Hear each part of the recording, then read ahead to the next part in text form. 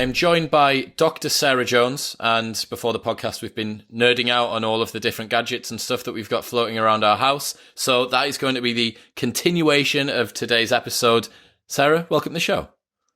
Thank you very much for having me. It's a pleasure to have you on. You have the world's first PhD in immersive storytelling. Correct. What's that? What does that mean? I'm sure I won't be the only one for very long. I'm sure there'll be lots more coming up right behind me with regard to immersive storytelling. And I usually say it's immersive story living as a way to kind of define it a little bit more. But basically, what I do is grab any tech that I can and break it to find a new way of having a story. So story living is all around that kind of immersive experience where it's completely rooted in the experience, in the experiential. So therefore, you can't really have a told story. It's not really a directed narrative. So you got to break it apart and then you live it in whatever way you want. Therefore, it's story living. So yeah, I did my PhD. I got my PhD in story living, the first one. But yeah, it's pretty good. That's fun. So what are some of the examples of the kind of technologies that you work with? I've always experimented with whatever I could get my hands on, really. So my background was in television journalism. So I was a reporter for like 10 years, traveled all the way around the world telling stories. And I always wanted to just get closer to those stories.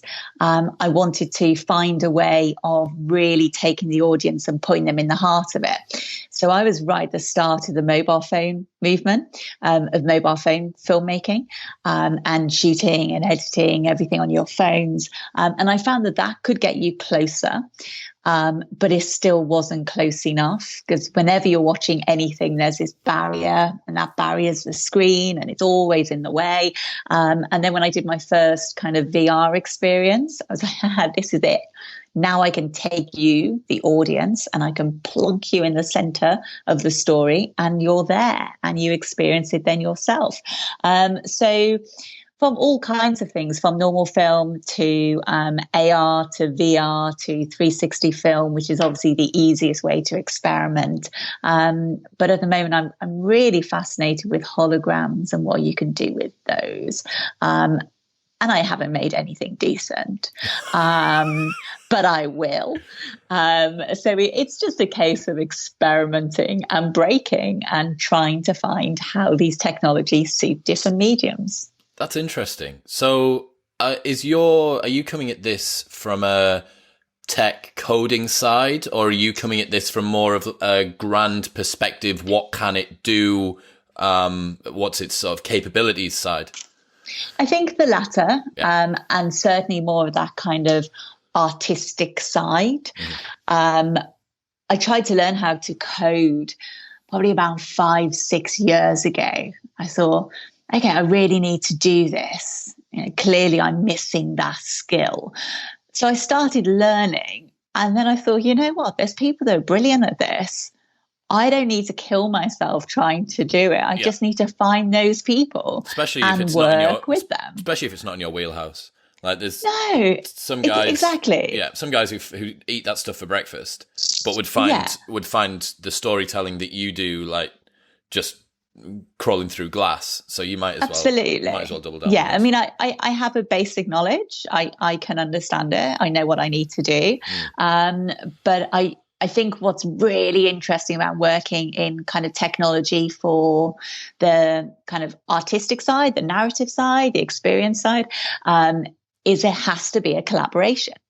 And that collaboration means you need that specific group of people to make magic. And not one of those people can do it by themselves. You need everybody there. And that's what's really exciting, really, because I feed off everybody else's mind. I need to be stimulated by all those minds to make something great. So it's quite good in that respect. But yeah, certainly that kind of artistic side, looking at what can we really do with it? I think a lot of the problems, and I've been quite critical of some people for doing it, is that you get a new platform or new technology and you just apply old ways of thinking to it. What like? And that's really, and I think, well, there was a prime example, and I always name and shame them as an example, as Fine, Sky. throw it out there. So Sky News did their first VR experience, and it was the reporter on the migrant crisis doing a story on the beach. And they'd obviously filmed it for a live report first off, as a flat version for traditional television. And then they filmed it with a 360 camera. So they filmed it for VR, 360, capturing everything. You can look around, tilt and rotate on your phone, whatever it might be. But they did exactly the same thing. They didn't think about, what can we do differently because we have a spherical camera? How can we tell this story differently? What does it mean from the audience perspective of watching a story flat, having the narrative told to you, or actually being there on the beach? How does that change what you do? And I was really critical of them for doing that. And then the next day they announced that they had a new Sky VR studio. So my timing wasn't great. But I hold true to that belief that it's just really lazy. And, my background is in journalism, and it always reminds me of when online journalism started. And it was just simply, you get your story, and you copy and you paste and you put it online, and then you upload the video, and you don't think it's a different audience, and they're consuming it in a different way. So they need it to be different.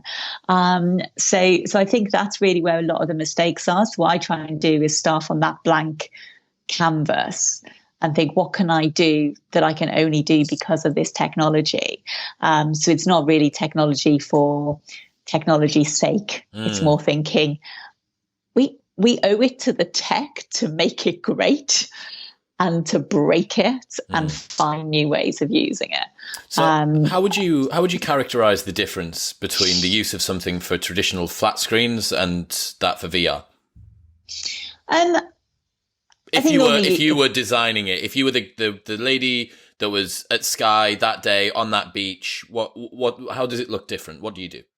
It's about the experience. So whenever I'm planning a shoot on anything, it's always the first port of call. Whereas in flat, you would kind of do a storyboard and you think of your start, your middle, and your end. When you're doing something for VR or 360, it's closing your eyes and thinking, what is it? What's that experience? So you're trying to get somebody to experience. What is it about being in that specific place that you need to capture? And then how can you capture it? So I did something a couple of years ago in Hong Kong, in Chungking Mansions, which is this crazy, huge international kind of market scene. It's the most insane place in the world, totally chaotic. 4,000 people staying there in all these really cheap hostels, like the cheapest place where you can stay. And going in there, it's dark, it's dingy. There's so many different smells and noises, and everything is going on. So for me, being in that environment, I was like, I need to capture that. And capturing an experience and a feeling is really difficult to do. It's not like just telling the story, like, oh, the smells are so intense and these people are doing this. You can't do that. You've got to put someone in the heart of it. So to do that, I broke all of the kind of very early introductory editing conventions in VR. I had a lot of moving shots because I wanted people to feel disjointed and uneasy. I had various kind of carrying shots so you were at different levels. I had lots of quick edits to make people feel jarred.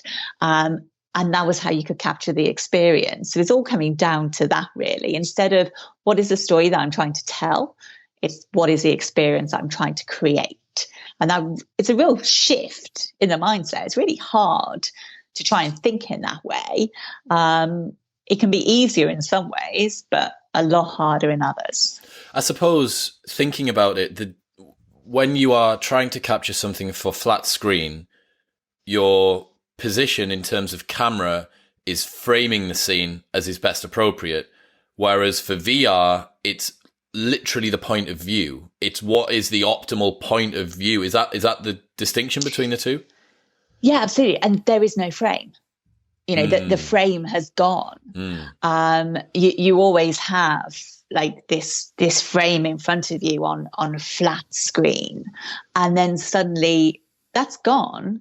I can make something and have 10 different people watch it in 10 completely different ways, taking different narratives from it. It doesn't always have to be that way. And a lot of people do try and direct the narrative and use cues like lights and sounds and force the gaze to different places. But I tend to argue against that and think, no, I want people to just experience it. And we all experience things in different ways. So let's forget about that and put the trust in the audience to just let them create their own experience. It might be me being lazy, but it's not as if you can't watch it again as well. So I got an Oculus Rift, actually off an ex-missus. I got an Oculus Rift. I've sold it now, but I got an Oculus Rift off an ex-missus, and one of the things that I found myself doing was watching the same sequence multiple times, because you can only see however much is in your field of vision. And actually, I'll go back and I'll have a look. I'll see what happens if I look that way for it. Yeah. Whereas once you've watched a flat screen, that's it, right? There's no more nuance, really. There's a lot less nuance, at least. Yeah, I mean, you can go back. And I mean, I remember watching Breaking Bad and then watching it so many times, having read all the different color cues and all those kinds of things. But that's very, very different. Certainly in VR, you can have different people watch it in totally different ways. And that's really exciting. It's really hard if you're trying to direct something and you want the control. So for control freaks, it's awful. But it is really interesting just letting go and thinking, people will experience it however they want. So let's let them. So yeah, I mean, what's really interesting, you mentioned the Rift, the new Oculus Quest is a game changer. What's that? So the Oculus Quest came out, I think maybe about 2 months ago, which is one of the first real standalone VR headsets. So you obviously have the gear. I had a Go. Sorry, I had an Oculus Go. Yeah. That was it. Oh, okay. So the Quest is the next step up from the Go. So the Quest, you've got 2 controllers, and you've got a space around you. You can play Beat Saber, which is one of the greatest games in VR ever. What's Beat Saber?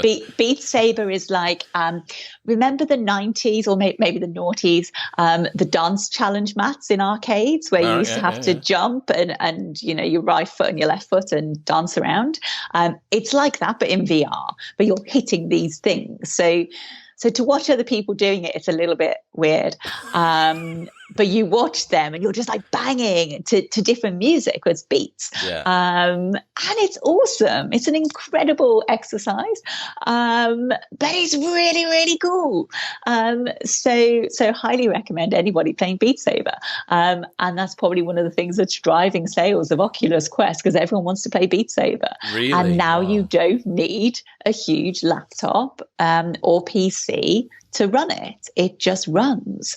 So I think with that, and then Vive have their own one coming out as well, where again, you don't need to be tethered to a machine. That's all massive.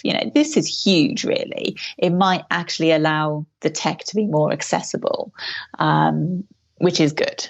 Yeah. Like that has to be a good thing. Yeah, I think one of the things that I noticed, because I've seen floating around for a while, PlayStation VR, and when Oculus first came out, I think it was like you needed an Android phone or something to link it up to and other bits. And I was just thinking that it just feels quite clunky and it's not really that cool. And then even the Oculus Go, I mean, like I said, I didn't pay for it, but even the Oculus Go that I had last year, I thought was cool and I enjoyed watching things, but what I was conscious of, and I did a little bit of reading, can you explain to the listeners what happens to the resolution of video when you then start to into the headset? Because I instantly noticed some of the videos I was watching look lower quality, but apparently that was more to do with the way that it needs to communicate it to your eyes. Is that right? Yeah, it can be. So different headsets, and it'll all be whether you downloaded them or whether you're streaming them and however you're doing it. I always get questions around, I want to make something in 360, or I want a 360 camera. Which one shall I buy? And there's one camera that I use all the time as a basic entry level kind of prosumer camera, which is the Insta360 One X. Insta360 make a great range of cameras. Really, really great company. And it now says the One X is 5.7K. So you think, brilliant, this is really good. Like, this is going to be great in a headset. But those 5.7K pixels are being, if you're watching something flat, it's in front of you in that resolution. We now have to put all of those those pixels all the way around us. So it's the 360-degree image that's made up of all of those pixels. So it's never going to be as good as watching ultra HD television, flat, massive screen, all that kind of thing. It's just not. But it is getting better. I was going to say, where's the tech at now? What's it progressing to? Because I think the stats when I had a go were that if you downloaded something, weren't streaming it, had it on optimal resolution, all this sort of stuff, it could get to about 720p. Is that right? No, I think you can go up to 1080 on the Quest, and it isn't bad. It's not bad. It's good. We just got so spoiled with 4K and Samsung super sharp display and all this stuff. Absolutely, yeah. I mean, I would say that after a couple of minutes in it, you get used to it. Your eyes adjust to it, and then it all becomes normal. So I lived in VR for 48 hours a couple of years ago. One of those, crazy things you decide on a day out that you're going to do. How'd you go to the bathroom? I had a 5-minute comfort break every hour. Okay, cool. Yeah. Right. What about one of those things. Eating with you? Yeah, eating in a headset, drinking in a headset, sleeping in a headset, working in a headset, oh my God. Racing car driving in a headset. In real life, but with like the look-through camera through the headset, all those kinds of things.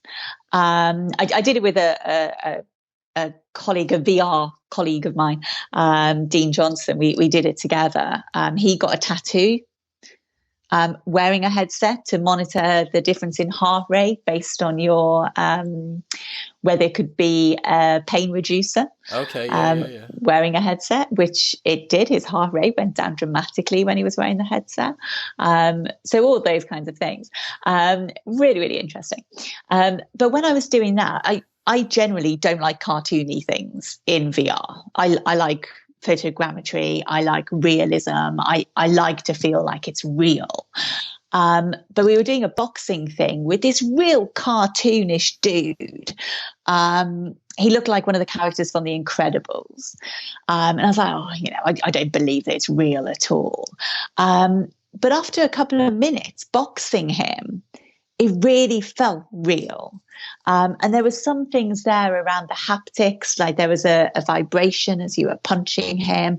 The screen would go black as if, like, when you got knocked, as if you were like, a little bit starry-eyed and losing your vision slightly. So there were loads of things like that really tricked your mind. And you kind of get used to it. So, yeah, the resolution's not all that great, but it's getting there. Mm-hmm. It's getting better. Yeah, I mean, I have faith. It's a hell of a lot. Don't get me wrong; it's a hell of a lot more immersive than watching something on a TV that's at the end of your bed, or mounted on the wall in the living room. It's definitely a very different sort of experience. So, what do you think at the moment, if you were to put your money where your mouth was, and let's say someone has a VR headset at home, and they want to see the coolest thing or the most impressive thing or just your favorite thing right now, where would you direct them? What should they watch and what is it and why? This is really difficult because for the last couple of years, I've been really bored as a huge advocate for the technology. I have been really bored. Why? Because I felt like there's been a lot of pressure on people to make stuff, obviously for commercial reasons, and to find an audience and to do all that kind of stuff. And it doesn't allow people the time to be creative and break things a little bit and understand the different things that you can do. And you need that time. It's a new tech. Well, it's not a new technology. It's been around since 1965 was the first headset. So it's been around forever. But you need time to really find the good stuff. And that's quite hard to find. So, there are great, like Beat Saber is a great game. Right? Really, really good. If you like to have social VR, you can go into Netflix in a headset and watch something as if you're in the cinema. And that might be to some people's tastes. I don't understand it personally because I would just watch Netflix on my TV. But, it can happen. So there's things like that. I like VR less so for being at home, but in a social experience and an event. So I'm a big fan of that full kind of immersive experience. There's something on in London at the moment that's an immersive experience of War of the Worlds. Oh, wow. And it's a 2-3 hour experience. It's an event as if you're going to the theatre. There are actors there that swoop you along and take you into different places. You go through one area and then suddenly people are throwing a rucksack on your back, a sub pack, and strapping a headset to you. Oh my and God. Then you're off somewhere else. So are the tickets still available for this? Yeah, they've just released new dates and it's on until January. So it's definitely worth checking out. That is it. So yeah, I'm gonna put it in now. I'm gonna put it in War of the World. It's dot to dot. The creators, and it's a proper experience. It's as if you're going to the theatre. Have they got anything to do with the Star Wars one that was on? No. Do you remember that one? That was similar? The Void. Yeah, yes. That was The Void. So The Void did Ghostbusters as well. The Void are a huge company. They've been bought by Disney now. Of course they have. Obviously. But they do those big immersive experiences. And for me, that's where the technology really comes alive because you've got it as a group, but you can add so much to the experience by having it in a headset. So, you jump into a frame of a boat in real life, but then you'd put on a headset and then you would be in the boat. So you've got all these different things going on, and there's various light projections and holograms and that kind of stuff as well. And you have an interval when you're in this bar and all the tables changing color and lighting up and everything else. And then you carry on with the experience. And that kind of thing is great. Yeah, that's cool. Because you are sharing it. Even me, and as nerdy as I am, I don't sit at home in the evening and go, you know what, I'm going to stick on my headset for a bit and, jump watch into another Watch a bit of Loose world. Women from today or whatever Yeah, it is. exactly. It does like, feel a bit I might just lame, watch the doesn't TV. it? Yeah, there's something that I don't, it's a lot of effort. And also, if you think about how awful a lot of people are now, we watch TV at the same time as we might be working on our laptop in the evening, at the same time that we might be Instagramming something else or checking someone else's social, and we're doing multiple things at one time. In a headset, you can't do that. You're stuck. So you've got to be really in something. You've got to be watching something to give good. It all that attention. Yeah, you can't be watching something boring. No, but there's a great experience at the Saatchi, and I see all of these are experiences that you go to. Charlotte Mickelberg did a great Flight to the Future experience where you're in this this kind of sphere kind of light up thing, and and you were leaning against something and you had to flap your wings to become a bird and learn how to fly. So you started to fly, and then it took you on the whole journey of flight. So from the first flight up until future flight, it was all sponsored by British Airways. And that was really interesting again. So you had these different experiences. You added in different scents. You added in heat. There was wind. So you had this full kind of immersion on lots of different levels. And that was really cool. So there are really good things being done, but sitting at home saying, oh, I must watch this or I must watch that, it's still quite limited. Yeah, I found like, I think last year I was watching sport on Facebook Live in the headset, and there was a part of me that thought there's novelty to this, but there was another part of me that was thinking, I don't think this is that cool or fun. It's just a bit novel. Should I be thinking it's cooler because everyone else thinks VR's like the future? And you're right. It's repurposing existing content in an existing format and just putting it in a worse resolution but closer to your eyes. Yeah, that's what that is. And then in the flip side of that, the Star Wars Void thing that I desperately tried to get two of the co-hosts, Johnny and Yusuf, to go to. Yeah. But I'm going to force them to go to this War of the Worlds things. And the listeners, I'm going to hold them accountable, and we'll talk about it on a future podcast. That sounds really, really cool. We were at a Freshers event earlier on this week, and they had one of the stalls there. I don't even know. I don't think it would have been anything tremendously sophisticated, but this brand just had a VR headset.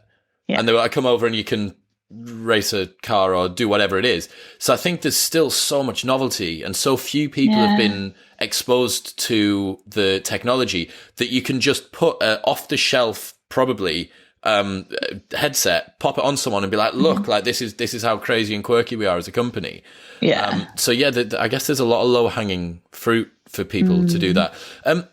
One of the things that I noticed again with the Oculus Go was the file size of these videos is insane. Like especially for the long ones. There's a Jurassic Park one. Did you see that one? Yeah, it's called Blue. And that was awesome. That was my favorite one. I thought that was really cool. It's huge, isn't it? The file size is terrifying. It's only three or 4 minutes long, but this file size is insane. And even with that, you can only move. You don't move. You are moved on a track through this particular film. So you can imagine that you're walking through a jungle and stuff happens, and you can pan around with your headset, but you can't control the motion. If you were to start to create worlds that were rendered to that sort of resolution, plus were being created as you go, I'm going to guess that's technology that's not quite ready yet. Is that right? Well, no, I mean, it is if you're tethered to a computer. So if you've got the Rift or the Vive, and certainly to some degree, you've got that on the Quest as well, which is really good. So you are starting to open up those kind of multiple worlds, not infinite, obviously, but different ways that you can move around and explore different areas. So that's really happening now, which is great, because that's what's needed. It's really difficult in things where if I work with film and I work with 360, then you can't really do it with that. It's not really that. There's ways to add interactivity, but not freedom really of space. You need to be using kind of photogrammetry, where you're taking like millions and millions of images of one thing and splicing it all together, squishing it all together to create a digital image. So you can start doing that, but it is moving really quickly. Obviously starting back in 1965, but now it's moving really quickly. It's picking up pace. But it's picking up pace. It's weird with this stuff though, right? Because we're seeing in front of our eyes how multiple areas of technology need to be able to come together to enable something. So with this, let's say that X number of years ago, we would have had the lens capability to have been able to show what was going on. But because of the file sizes, you actually need the storage. And then potentially, if you want to have something which is standalone, you need a battery. The battery on the Oculus Go was terrible. Like there was periods where I couldn't get the Oculus Go to charge because it didn't have enough battery to start up, and it would buzz its whole charge down just trying to start up on charge. That was weird. Yeah. Again, I've solved it now anyway. So, yeah, and looking at these file sizes, we need better storage. We need to be able to make sure that's able to happen and stuff like that. So yeah, it's weird how all of these, you were talking earlier on about how everyone needs to play a role. Yeah. And that's I mean, now with like 5G and all that kind of stuff, that's going to make things really that will help. That will make things better. And it is getting easier. I mean, I remember when I first started filming things, having to try and stitch it all together manually. So I would film on. Sorry, I've just dropped you there. I'd film on rigs of loads of GoPros, and then I would have to put it through software to stitch each of those images together to create one spherical image. Oh my God. And now it's mostly done that there's lots of programs you can put things through and it does it all for you. I still try and manually stitch because it took me so long to learn how to do it flawlessly. But the algorithms are great, it just happens. But those are those kinds of things that through a group working within this space, it's getting easier. I worked with Google on a couple of different experiences, and they gave me one of their Google Odyssey cameras, I was one of their jump creators, and it was basically a 16 GoPro rig. It was huge. Right, it was massive.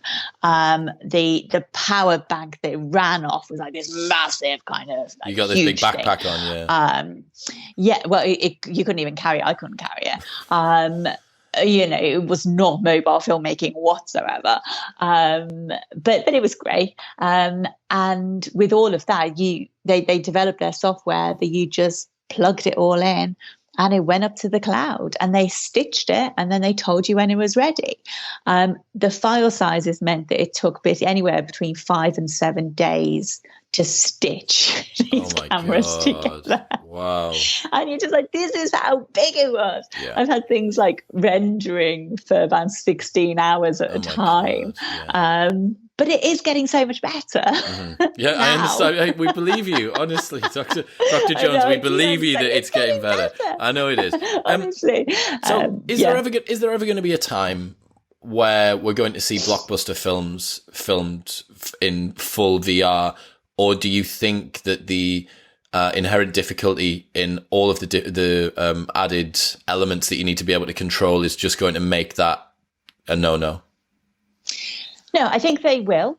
I think there's one feature-length VR film that's come out. That one of the longest films kind of that I've seen, I think is a good length, was around 18 minutes. That was a piece called Control, CTRL, which was one of the most powerful pieces that I've seen. It was a good few years ago.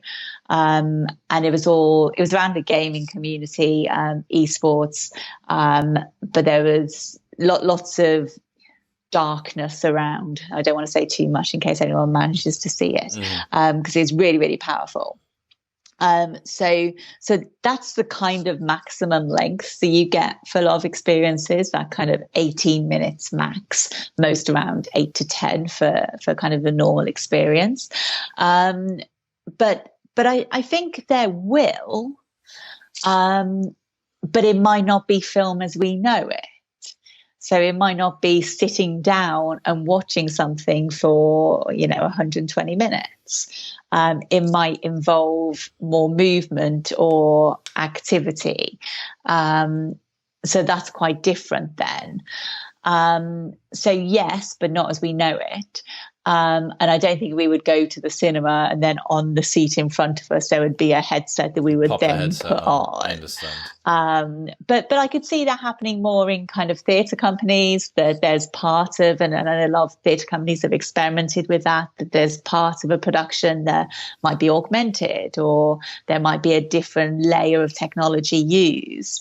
And that's really exciting. For me, the biggest uses will be VR within those kinds of immersive experiences, theatre, art galleries, shared experiences. And then more use will be with augmented reality, because it's easy. It's on our phones. You know, we can engage with different things on our phones. We will eventually have holograms in our eyes. We can project whatever we want on the wall. We could be watching the same television, but watching two different programs just through whatever our lenses were programmed to do. But that's what I think will happen. Yeah. Like, I think that's where we will go. And that's much more likely to happen than people sticking headsets on, because it's too intrusive. And they're still heavy, and it ruins your hair, and it leaves marks around your face. Does look like you've been punched. Looks like you've been punched a lot. Imagine what it look like after 48 hours. Oh my God. Yeah. Did you have to peel it off? You had to like No, they were like bruises. Pull it off. We were swapping with lots of different headsets. We were using the Gear VR headset. It was in the day when Samsung was still great in VR. We were using the Rift, we were using the Vive, we were using the PlayStation that had just come out. So yeah, we had lots of different headsets. Marks. Yeah. So you mentioned at the very start, you mentioned holograms. Like, for me, a hologram is the security seal on the back of my driving license, and that thing that brought Michael Jackson back to life that one time.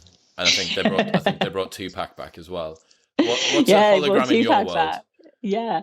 Well, there's talk at the moment. There was meant to be an Amy Winehouse hologram tour, and you know, the technology that's being used for holograms is really interesting, and a little creepy, maybe. How does it work? So it works in a number of different ways. So they can use old footage, and they can also recreate and get mannerisms right. Some use like big green screens and motion capture. Others are using loads of digital images from past footage and putting them all together. And then it's just projections. It's like a normal hologram that you would do with a CD case and projecting lights in and creating things that you might do if you're nerdy at home, which I'm sure everybody does. So that's, you know, I'd say it's really, really simple. It's obviously not. It's hugely technical, and costs a fortune. But I think with the technology from HoloLens, that obviously Microsoft have been working on, you can really start to think, how might you use holograms as a storytelling technique, interacting in different ways. And there was a really interesting experience, which I cannot remember the name of it. I can see the poster for you. It's a Sheffield Dockfest around 2 years ago. I will let you know, because it is really, really interesting, where it was an immigration officer, and you had to decide whether to let people into the country or not based on their stories. So you were grilling them, and it was all on the HoloLens. So more of an augmented reality, you can see through. It's the glasses, and it's projecting in front of you. So it's not a VR headset. Okay. Yeah. So you're not watching something. You're seeing the real world. And then is it overlaying? What's the difference between that hologram and AR then? It's very, very similar technology. So the HoloLens, well, the hologram is simply the way that it's projected. So understood. The light beams coming down on there and projecting on there. Yeah. Where with AR, it's more that digital representation.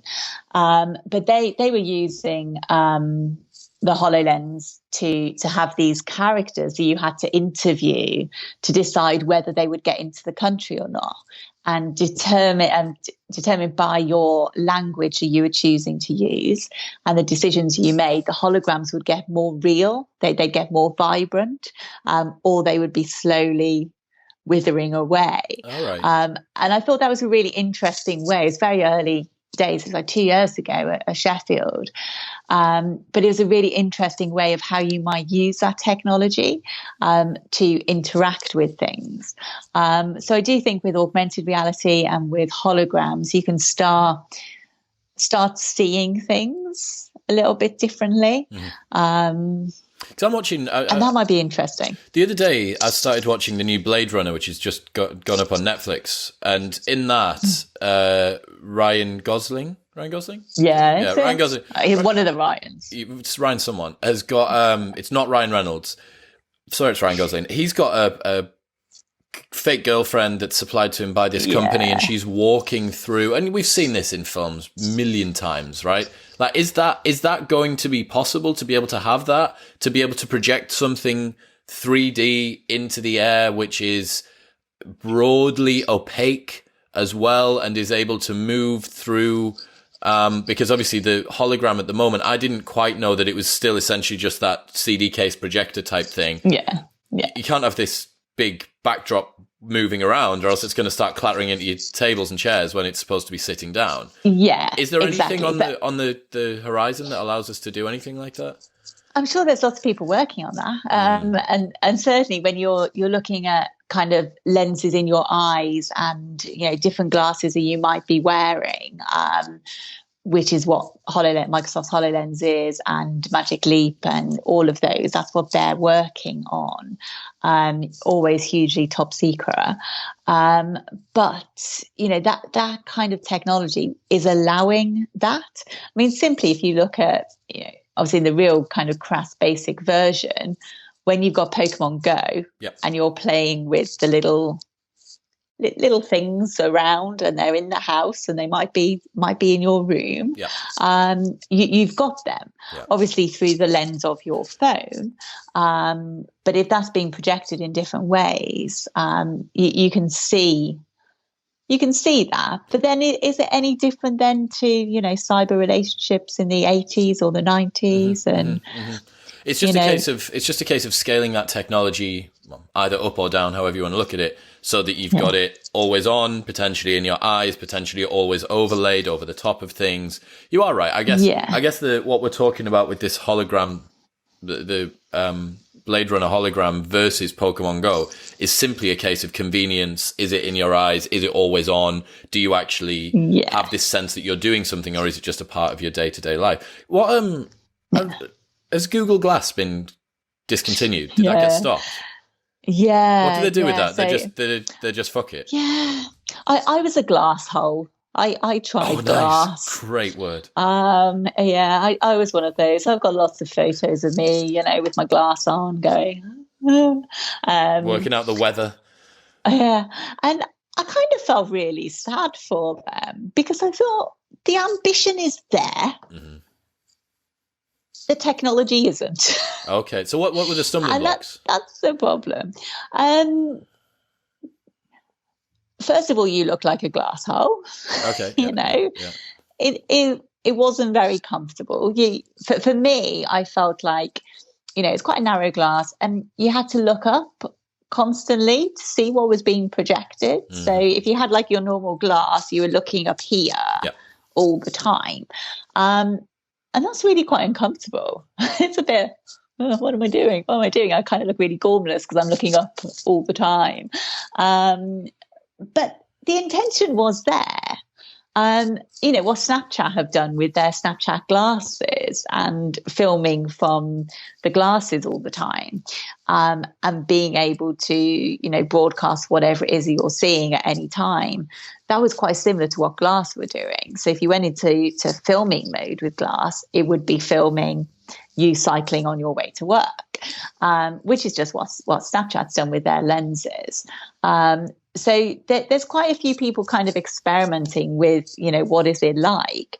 But there is still that huge kind of privacy issue, that concern around, what are you capturing all the time? That's really hard, and it's really hard to navigate that. And that there aren't enough kind of laws or regulations in place to be able to govern all of that or answer any of those concerns. And that's a massive question.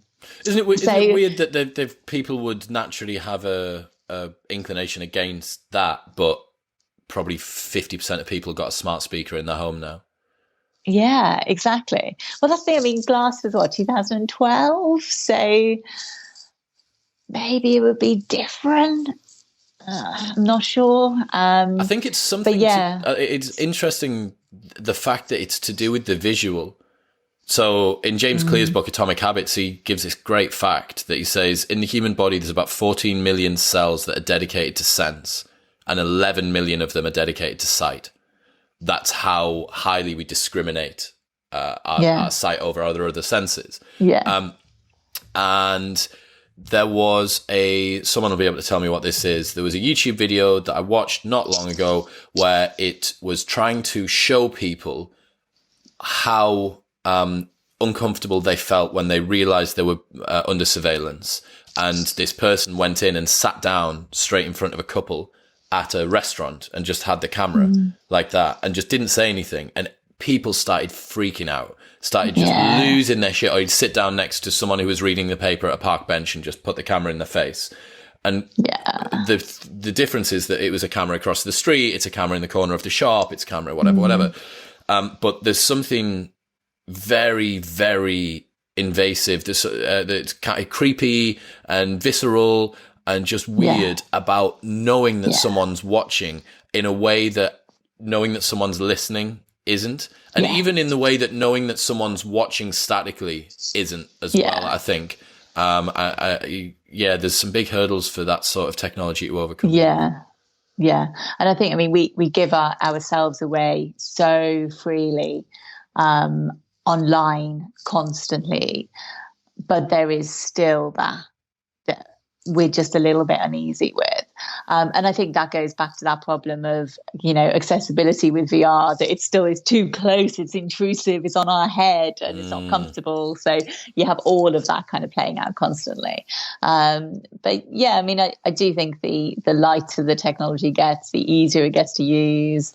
I used to have like a clip-on VR lens that would be clipped onto my phone, so I could watch VR content through like a clip-on double lens. Okay. It's really weird. So you putting your phone up to your face like that?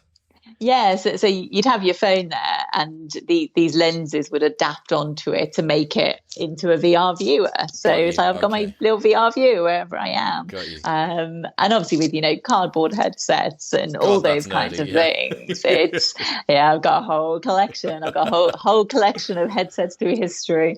But it's really fun. But yeah, it's quite interesting to see that those changes, and as it gets lighter and as they get more comfortable and easier, but still I'm just not sure if lots of people are going to stick on a headset. Well, it's not as if iPhone was the first touchscreen phone. It's the first one. It's the first one that was able to deliver the technology sufficiently seamlessly for people to adopt it. Yeah, and it's the same with this. What's the company that is going to get first mover advantage? And Apple, again, perfect example. They didn't have a phone until they did that. There've been loads of people who'd been in the phone space who had dabbled with touchscreen phone. Then BlackBerry had one that was like touch and keypad and blah, blah, blah. But, so it very well might be, and it could be Apple. Apple could come out with something VR and just totally storm the market, which is it's funny, and it's good. It's good that capitalism allows the best product to rise to the top. It always makes me feel sad for like poor Google Glass, like 2012, slaving away, desperately trying to make it work, and then there's Apple 15 years later coming in with like Apple Eyes or whatever they call it, and they'll nail it. Yeah, absolutely. I do feel sorry for Google Glass, and I love the fact that they tried really hard, and it could have been great, and the intention was completely right. I don't think Apple are going to do much with VR. I think that they are really buying into the AR market, and I think whatever they bring out, you've got the AR kit on Apple. There's lots of great things like Reality Composer, where it's all open source. You can bring in kind of digital objects and download their app to kind of project those objects in your environment. So, there's great examples that some teachers are using, getting kids engaged with stuff and looking at kind of road maps and kind of the solar system and holding planets in your hand and looking around them. And that kind of technology is brilliant. And that's all being done through ARKit, and things like Reality Composer that kids are using on their iPads and really, really engaging with. So I think that's where Apple will be, and whether they come out with glasses or whatever it might be. There's always lots of rumors and lots of leaks, but, we will see. If it was Apple, they'd be able to trademark the II. The II. And I'm from Newcastle, so I'm allowed to say that. That would be the YI, I'm not sure I'm not sure I could, like II. That might be a bit wrong. II. I mean, it's quite funny though when they came out with the watch, and it was very much, it's not called the iWatch, it's the watch. And yeah, so maybe it will just be I. All right, Tim Cook, stop being really serious. Everything else was I. So exactly. One of the things that I heard Sam Harris talk about a while ago, and I'm going to butcher it, but you'll know what I'm talking about. Sam's concern was, as technology allows us to become more immersive, there'd been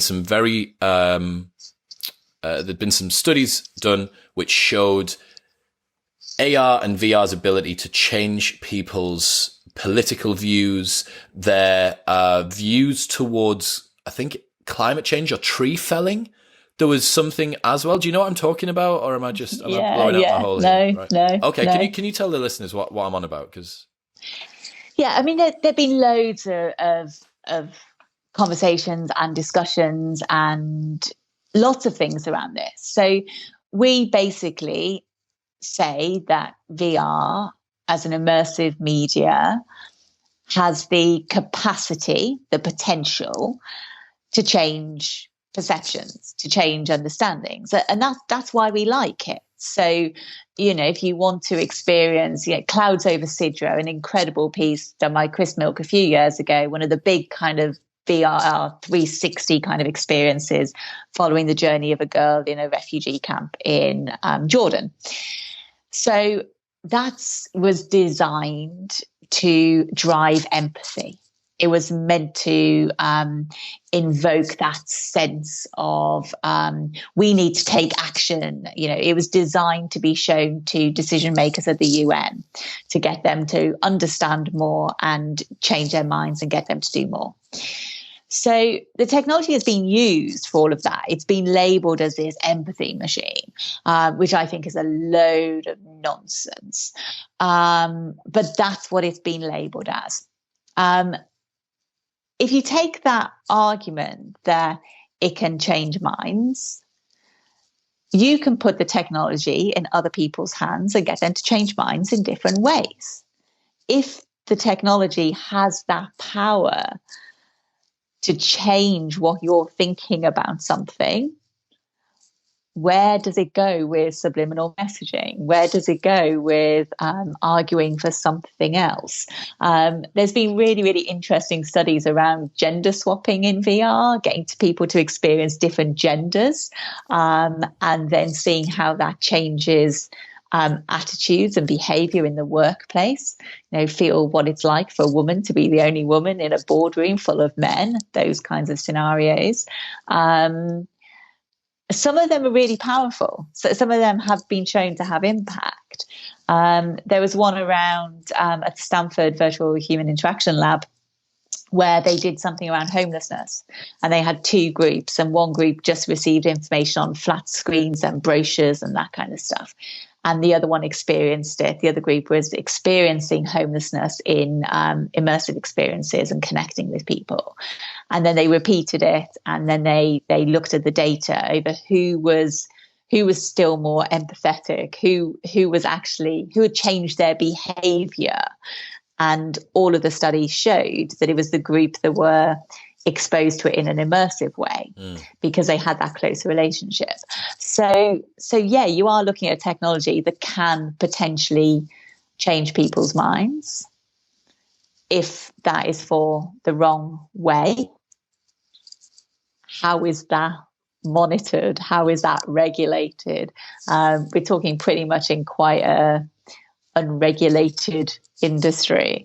I think the concept of brain hacking and changing the mind to think, changing the brain and the way that you're thinking and your beliefs and your motivations is really interesting, but a little bit freaky. Yeah, well, I mean, the only thing the analogy that I can kind of draw here is that with social media, we had no idea that it was going to come. Social media was a change. The fact that you have a screen in your pocket, which is able to layer all sorts of different mental models and cognitive biases on top of itself, like an echo chamber and confirmation bias, and all the different things that you have when you follow people on Twitter, and then the algorithm starts to re-deliver you more content, which either outrage or agreement are the two things, etc., all that stuff, right? So we didn't know what was going to go on with that. That happened, and now I think everyone has realized we probably fucked up a bit with social media. We've probably ungoverned, or there's not enough governance around, are these things a platform or a pipeline? Are they a publisher? Should we be monitoring the content? Should they be allowed to deplatform people if they're not breaking the law, or all this sort of stuff? And I think a lot of the general public and sort of techie people are looking forward now with a little bit more mindfulness about what's going on. Are we about to unleash the next thing? And then the analogy Sam Harris uses, it's really, really interesting, is he talks about how he sees a ceiling. There's a ceiling on how much behavior change you can get from a two-dimensional phone that's in your hand, and that ceiling gets raised, and we don't know by how much. How much does it get raised by AR? How much does it get raised by VR? How much does it get raised by, I guess, this always-on VR holographic sort of stuff, which is somewhere between AR, VR, and something else. Again, before the Manhattan Project, like, you didn't need to have any legislation for nuclear bombs because there was no nuclear bombs. Yeah. And inevitably, with technology, the legislation always lags behind the actual technology coming out. You can't, and on top of that, once the genie's out of the bottle, it's not going back in the cage. Yeah. So absolutely. Yeah. It's a space I'm glad I'm not having to legislate or govern in. It sounds like it would be a bit messy.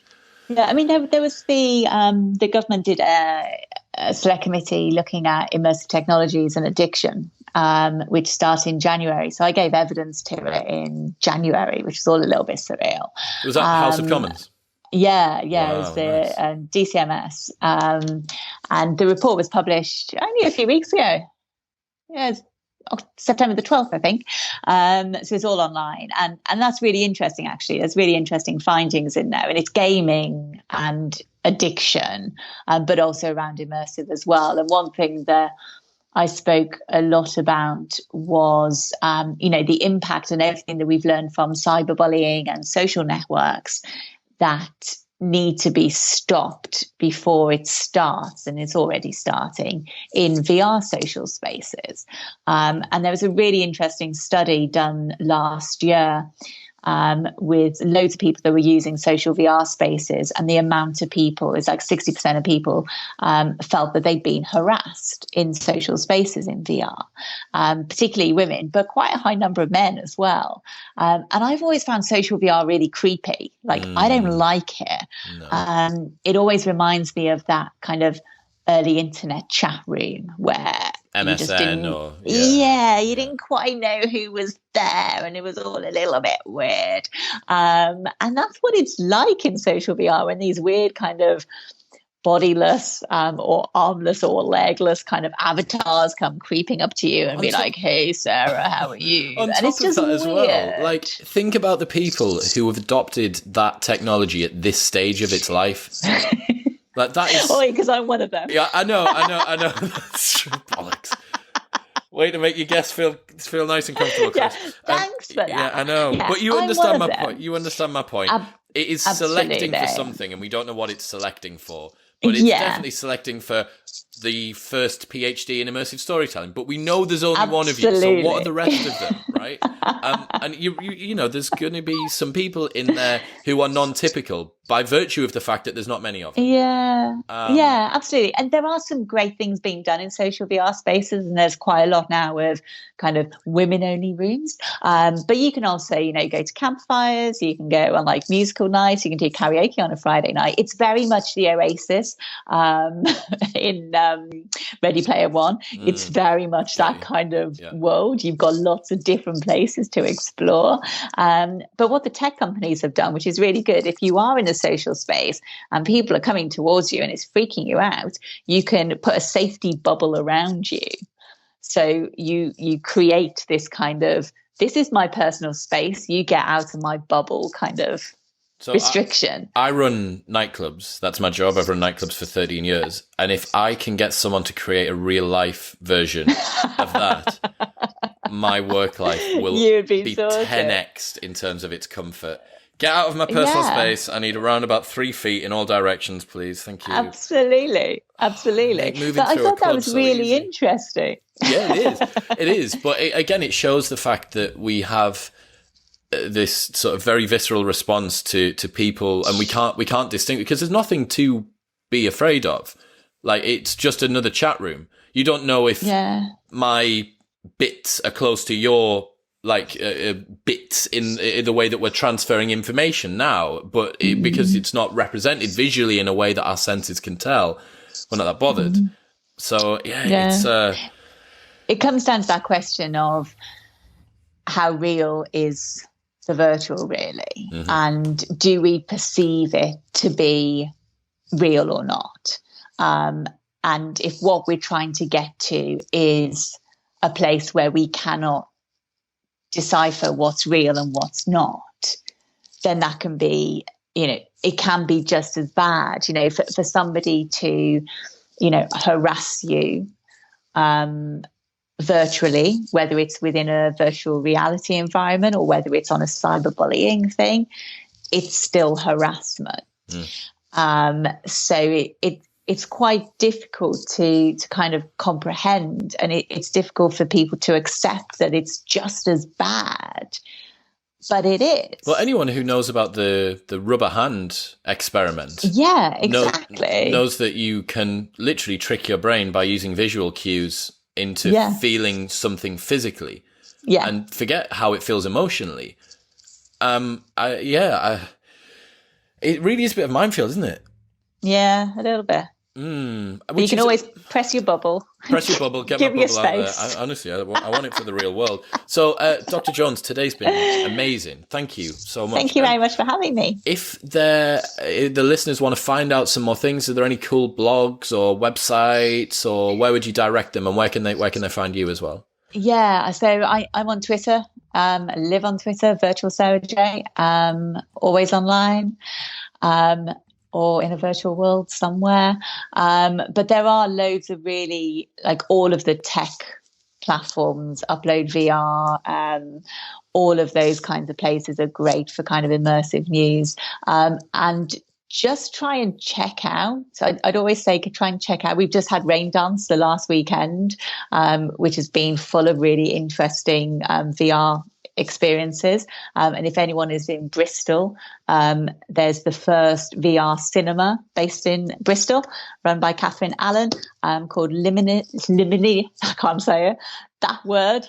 Find it, Bristol's VR cinema. I'll send it to you, which is great, and they have loads of great experiences on. So it's a really easy way to get people in. So really good stuff there too. Awesome. Dr. Jones, thank you so much for your time. Links to everything we've spoken about will be in the show notes below. Virtual Sarah J on Twitter. If you have any questions, feel free to go and drop her a message. For now, thank you very much.